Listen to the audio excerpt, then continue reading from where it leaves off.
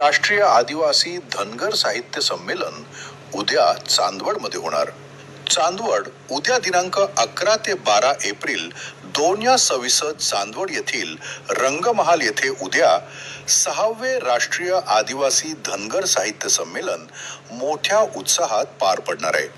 सकाळी 9:30 ते 11:30 वाजता ध्वजपूजन व ग्रंथदिंडी उद्घाटन, तर दुपारी 1 वाजता पुण्यश्लोक अहिल्यादेवी होळकर साहित्य नगरी रेणुका माता साहित्यपीठ, सुभेदार मल्हारराव होळकर ग्रंथनगरी साहित्य संमेलनाचे उद्घाटन माननीय डॉक्टर प्रकाशजी महानवर, माननीय आमदार गोपीचंद पडळकर, माननीय राम शिंदे सर, जलसंपदा मंत्री गिरीश भाऊ महाजन यांच्या हस्ते होणार आहे. या संमेलनात देशभरातून धनगर समाजातील साहित्यिक, कवी, लेखक व अभ्यासक सहभागी होणार असून समाजाच्या समृद्ध परंपरा, संस्कृती आणि साहित्यिक वारसा यावर सखोल चर्चा होणार आहे.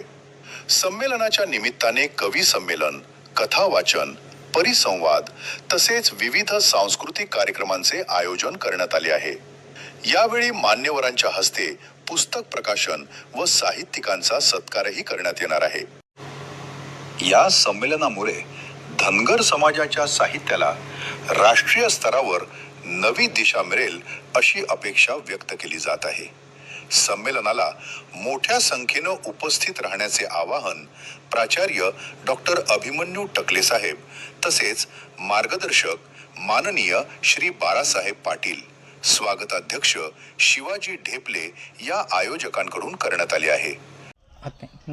या ठिकाणी उद्या सकाळी 9 वाजता 8:30 ते 9ला दिंडी निघेल. ते 9 ते 11 वाजेपर्यंत चालेल ग्रंथदिंडी आणि 11 ते 1 हा उद्घाटनाचा कार्यक्रम होईल. उद्घाटन हे जे काय आपले आमदार आहेत गोपीचंदजी पडळकर यांच्या हस्ते होईल आणि अध्यक्ष डॉक्टर प्रकाश महानवर आहेत, कुलगुरू सोलापूर विद्यापीठ सोलापूर. म्हणजे पुण्यश्लोक अहिल्यादेवी होळकर सोलापूर विद्यापीठ सोलापूर हे अध्यक्ष आहेत. पुन्हा नंतर अनेक मान्यवर उपस्थित राहणार आहेत. राम शिंदे साहेब आहेत, रामराव ओडकुते साहेब आहेत, नंतर माजी आमदार रामहरी रुपनवर साहेब आहेत. तर हे सगळे उपस्थित राहणार आहेत. त्याच्यानंतर परिसंवाद होतील. नंतर सायंकाळी कवी संमेलन होईल. कवी संमेलनाचे अध्यक्ष प्रशांतदादा मोरे आहेत, त्यांच्या अध्यक्षतेखाली होईल. नंतर एकपात्री नाटक होईल, सांस्कृतिक कार्यक्रम भारूड होईल आणि अशा तऱ्हेने पहिल्या दिवसाचा कार्यक्रम संपेल.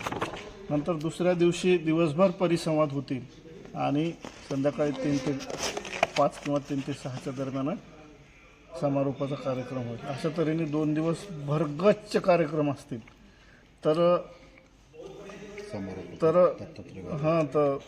समारोपाचं जे काय आहे अध्यक्ष आहे ते दत्तामामा भरणे, जे काय कृषी मंत्री आहेत महाराष्ट्राचे, ते उपस्थित राहणार आहेत. नंतर भुजबळ साहेब, नंतर दादा भुजे साहेब ही मंडळी येणार आहेत.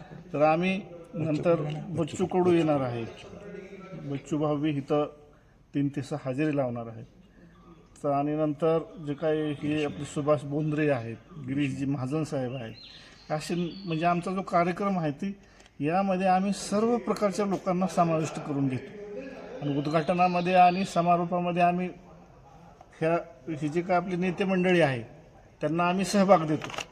नंतर इतर 2 दिवस मात्र आम्ही तर अशा अनेक पूर्ण सांगितलीच, पण इथं अतिशय चांगली सुविधा उपलब्ध करून दिलेल्या आहे स्वागताध्यक्ष व येथील सर्व संयोजकांनी. त्यामुळं हा कार्यक्रम अतिशय चांगला आणि सगळे वेळेत सगळं ठरलेल्या पत्रिकेप्रमाणे कार्यक्रम पूर्ण होईल. नियोजनामध्ये कुठून या ठिकाणी होतात? नियोजनामध्ये ह्या महाराष्ट्रातून सगळ्या जिल्ह्यातून इथं साहित्यिक येऊ शकतात, कारण आमचा अनुभव आहे मागच्या 5 साहित्य संमेलनामध्ये पूर्ण महाराष्ट्रातून लोक आले होते. तर इथं तर जास्त येतील, कारण इथं 100 वर्षाचा हे 300 वर्षाच्या अहिल्यादेवीचा रंगमहालात कार्यक्रम असल्यामुळं बऱ्याच लोकांना हे रंगमाल बघायचं सुद्धा बघण्यासाठी सुद्धा साहित्य संमेलनाला भरपूर लोक येत आहेत. आणि इथं एक देवीचं मंदिर आहे, या दर्शनाचा ही दोन्हीचा मेळ घालून हे इतर साहित्य संमेलन. लोकमान्य 24 न्यूज प्रतिनिधी सोमनाथ जाधव, चांदवड.